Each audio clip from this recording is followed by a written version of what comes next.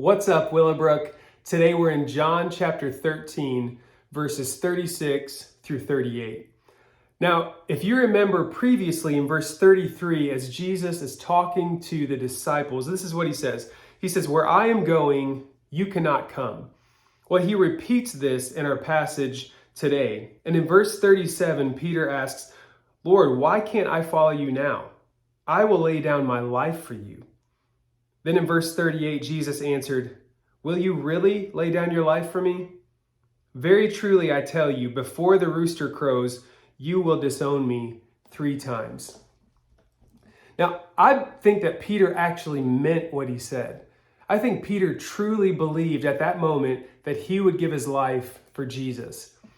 But Jesus knew the heart of Peter better than Peter knew his own heart.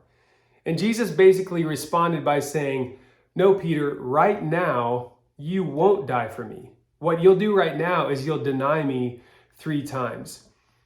And what I love about this passage is Jesus knows that Peter is going to deny him, but Jesus doesn't write him off. He doesn't excommunicate Peter. He doesn't kick him out of the group or cancel Peter. No, he stays with Peter. He loves Peter right where he is in his life.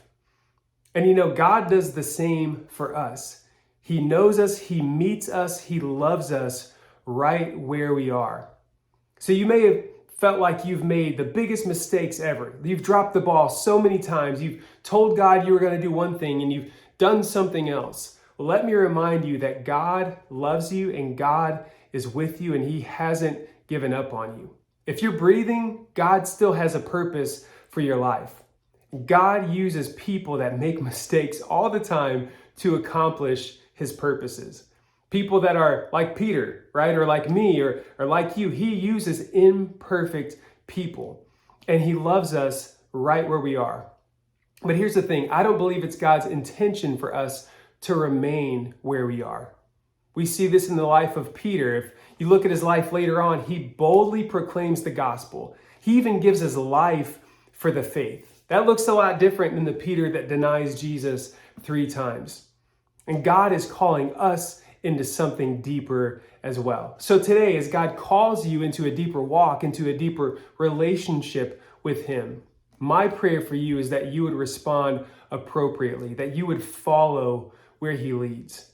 And I also pray that God blesses you every step of the way.